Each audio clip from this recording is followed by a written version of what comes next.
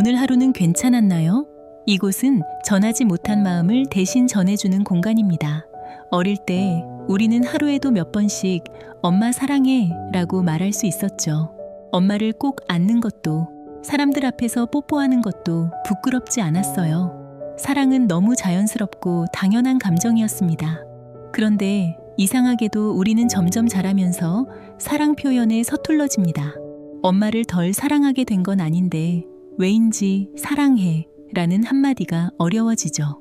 그리고 문득 깨닫게 됩니다. 그러고 보니 엄마도 외할머니에게 사랑한다고 말하는 걸 본 적이 없네. 어쩌면 어른이 된다는 건 사랑을 마음속에만 담아두는 법을 배우는 일인지도 모르겠습니다. 하지만 여러분, 지금 말하지 않으면 언젠가는 영영 전하지 못할 수도 있어요. 오늘은 어버이날을 맞아 엄마에게 보내는 전하지 못한 편지들을 함께 읽어보려 합니다. 첫 번째 편지입니다. 엄마, 저는 정말 못난 딸이었어요. 엄마는 항상 제 편이 되어주었는데 저는 엄마에게 상처 주는 말만 했어요. 비 오는 날 먼 길을 데려다 주던 엄마의 마음도 몰랐고 엄마가 얼마나 저를 사랑했는지도 당연하게 생각했어요. 그리고 제가 여자를 좋아한다는 사실을 알았을 때 엄마가 많이 힘들어했어요. 하지만 결국 엄마가 바랐던 건 단 하나였어요. 제가 행복한 것. 엄마, 이제라도 엄마를 위해 살아보고 싶어요. 정말 사랑해요. 다음 편지입니다. 저희 엄마는 성소수자예요. 엄마는 평생 자신의 마음을 숨긴 채 살아왔어요. 결국 엄마는 자신이 사랑하는 사람을 찾아 떠났습니다. 처음엔 너무 슬펐어요. 하지만 이제는 알아요. 엄마도 행복할 자격이 있다는 걸요. 엄마가 2명인 가족이어도 괜찮아요. 엄마가 웃을 수 있다면 그걸로 충분해요. 다음 편지입니다. 엄마가 아프다는 걸 알고 나서야 깨달았어요. 전화가 안 될 때 얼마나 무서운지, 엄마가 없다는 상상이 얼마나 두려운지, 엄마 대신 제가 아팠으면 좋겠다고 생각한 적도 많아요. 엄마, 정말 많이 사랑해요. 다음 편지는 엄마를 먼저 떠나보낸 한 아이의 이야기입니다.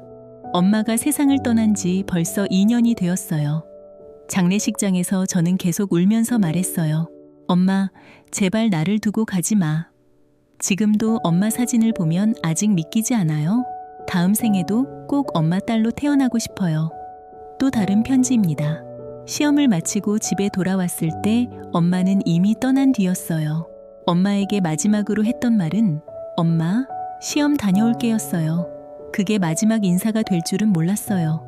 엄마를 보내는 순간까지도 믿기지 않았어요. 엄마, 저는 엄마 목까지 행복하게 살아갈게요.